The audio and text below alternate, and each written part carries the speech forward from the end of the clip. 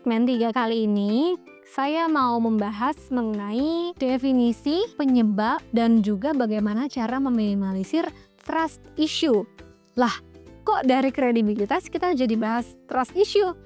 Oke, jadi sebenarnya ada banyak kendala-kendala begitu ya, atau yang menjadi faktor penghambat terjadinya kredibilitas. Salah satunya yaitu trust issue. Makanya di segmen kali ini saya mau membahas mengenai trust issue. Langsung saja disimak baik-baik ya.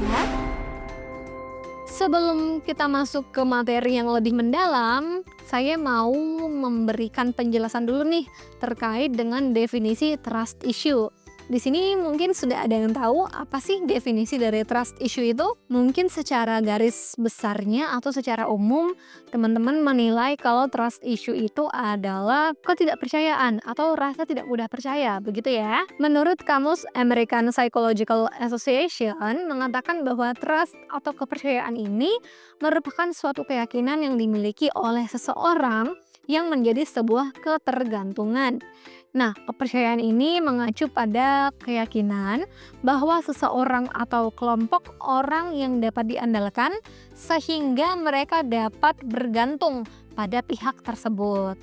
Nah, beda lagi kalau dikatakan dari para ahli yang satu ini, yaitu Romanov. Beliau menjelaskan bahwa mempercayai berarti mengandalkan orang lain karena merasa aman dan memiliki keyakinan bahwa mereka tidak akan menyakiti satu sama lain.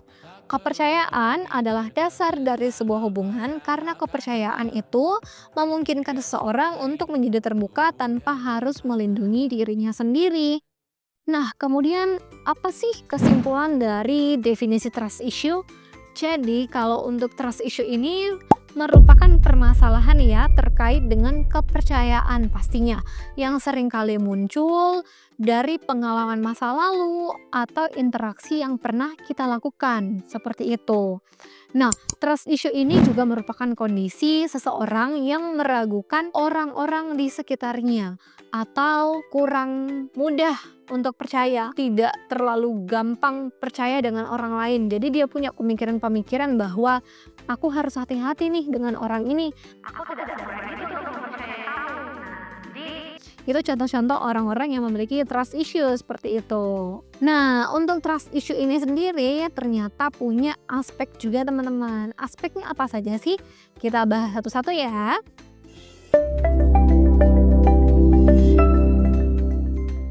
Nah, aspek yang pertama yaitu niat baik atau benevolence. Nah, maksudnya bagaimana? Jadi kepercayaan akan kesejahteraan atau kepemilikan seseorang terhadap perlindungan dan perhatian orang lain atau kelompok yang dipercayainya, begitu. Nah, sikap dan keinginan yang baik pastinya akan menumbuhkan hubungan kepercayaan ini. Selanjutnya yaitu keandalan atau reliability. Nah, jadi seseorang itu biasanya bergantung ya dengan pihak lain. Kenapa dia bergantung pada pihak lain? Nah, biasanya mereka itu bergantung karena ingin mendapatkan kenyamanan atau sudah mendapatkan kenyamanan. Aspek lain yaitu kompeten. Nah, adanya keyakinan bahwa seseorang ini mampu melakukan suatu tugas atau tanggung jawab sesuai dengan yang dikehendaki. Yang selanjutnya adalah kejujuran atau honesty. Hal ini biasanya berkaitan dengan perwatakan, integriti, dan juga ketulenan dari tingkah lakunya. Nah, jadi apa sih yang dimaksud dengan ketulenan tingkah laku?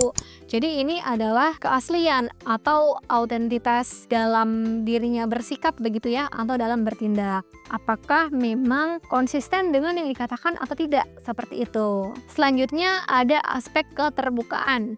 Nah, aspek keterbukaan ini merujuk pada adanya rasa untuk saling memahami antara satu dengan yang lainnya. Nah, itu dia untuk aspek-aspek trust issue. Kita lanjut, kira-kira apa sih penyebabnya dari trust issue ini sehingga trust issue ini bisa terjadi, bisa muncul atau bisa tumbuh atau bahkan semakin parah di dalam diri seseorang. Yang pertama, biasanya trust issue ini disebabkan karena pengalaman negatif atau traumatis begitu ya perihal kepercayaan. Seperti mungkin orang tersebut mengalami pengkhianatan, adanya penolakan, atau mungkin manipulasi-manipulasi yang signifikan dalam hidupnya. Nah, itu bisa menjadi salah satu faktor dari munculnya rasa trust issue ini. Kemudian apa saja sih tanda-tanda yang bisa kita ketahui kalau misalkan ada orang lain yang dia ternyata memiliki trust issue, atau jangan-jangan kita sendiri yang memiliki trust issue itu? Nah, tanda-tandanya sangat mudah untuk diketahui. Kita simak satu-satu ya. Nah, yang pertama cenderung menghindari komitmen. Nah, biasanya ketika individu ini mengalami trust issue, dia pastinya akan sangat sulit untuk menjalin suatu hubungan.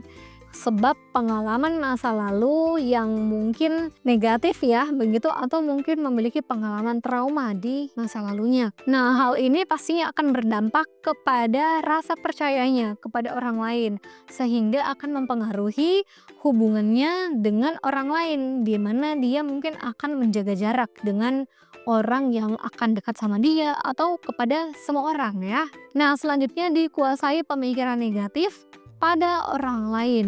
Nah, ini yang biasanya suka overthinking ya. Overthinking itu berlebihan banget sampai hanya hal-hal negatif yang malah akan merusak hubungan sosialnya atau mungkin merusak kepercayaan dirinya begitu. Jadi pemikiran negatif atau pesimistis ini biasanya memang akan menguasai pikiran-pikiran kita begitu ya. Nah, biasanya orang-orang yang memiliki trust issue ini akan merasakan bahwa ketika dia menjalin hubungan dengan seseorang, dia merasa seseorang ini tidak tulus dengan dia. Pasti akan ada sesuatu yang diharapkan, atau merasa orang tersebut tidak benar-benar memiliki perasaan dengan dia. Nah, ini karena pikirannya sudah dikuasai dengan pikiran-pikiran negatif, seperti itu. Wah, kalau sudah seperti ini mungkin sebaiknya teman-teman berkonsultasi ya dengan yang para ahlinya. Untuk itu nanti kita akan bahas di segmen selanjutnya. Jadi jangan lupa untuk terus ikutin ya. Kemudian untuk ciri-ciri dari seseorang mengalami trust issue selanjutnya, yaitu memiliki hubungan yang berjarak. Bagaimana sih maksudnya hubungan yang berjarak?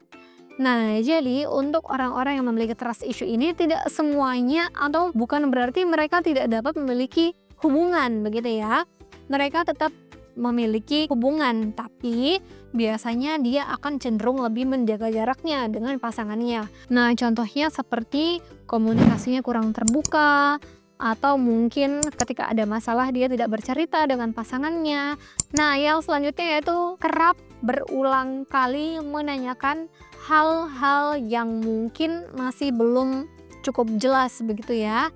Nah, jadi biasanya ini seseorang yang mengalami trust issue, mereka akan cenderung lebih banyak bertanya pada orang lain untuk memastikan hal-hal tersebut. Nah, seseorang dengan trust issue yang berkepanjangan pastinya akan lebih rentan ya untuk mengalami depresi, kecemasan, dan juga bisa saja mendatangkan post traumatic disorder atau PTSD.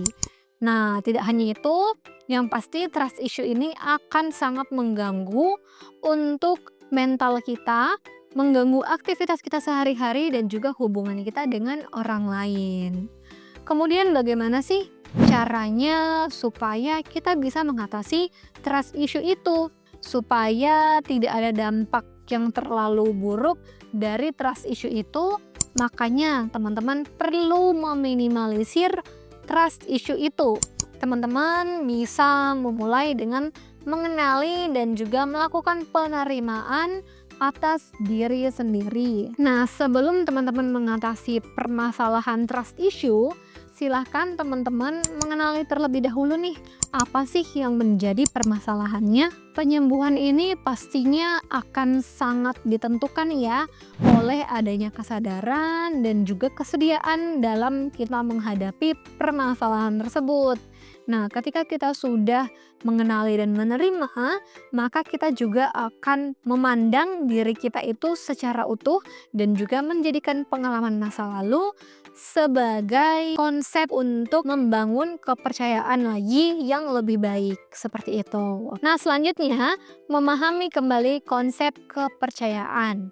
Jadi mungkin kalau teman-teman yang sudah trust issue, memang kepercayaannya terhadap orang lain luntur begitu ya.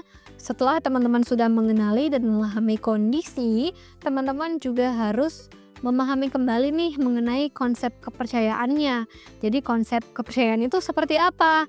Nah, kepercayaan ini merupakan hal yang besar ya dan memang sangat beresiko. Tetapi di sisi lain kita juga harus menyadari bahwa ya tidak ada yang sempurna di dunia ini begitu.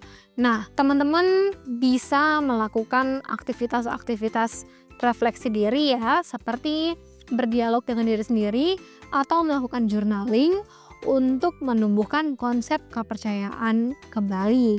Selanjutnya teman-teman bisa mencoba untuk melakukan pelatihan kepercayaan. Bagaimana nih maksudnya? Teman-teman bisa mencoba untuk membuka diri lagi secara perlahan dan juga memberikan kepercayaan mulai dari hal-hal yang sederhana, dan bisa juga teman-teman komunikasikan nih kepada orang-orang yang membuat teman-teman tidak nyaman, mungkin kepada pasangan seperti itu, sehingga hal tersebut diharapkan bisa membantu teman-teman untuk mencegah menemui kondisi-kondisi yang ditakutkan bisa kembali lagi seperti itu. Selanjutnya, kalau misalkan memang ternyata hal-hal yang sudah disebutkan tadi belum bisa maksimal untuk membantu meningkatkan kepercayaan teman-teman lagi, teman-teman sangat boleh, sangat dianjurkan untuk berkonsultasi dengan ahlinya. Jadi teman-teman tidak perlu takut, tidak perlu malu untuk berkonsultasi dengan ahlinya.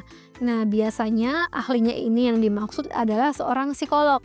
Nanti ketika teman-teman pergi ke psikolog ini, akan ada beberapa terapi yang bisa membantu teman-teman untuk mengatasi masalah kepercayaan atau trust issue. Dan juga pastinya harapannya untuk membantu mengembangkan cara yang efektif untuk menumbuhkan kepercayaan teman-teman kembali dengan orang lain. Nah, itu tadi untuk segmen 3, di mana kita sudah membahas mengenai definisi dan juga penyebab serta bagaimana cara untuk meminimalisir dari trust issue ini.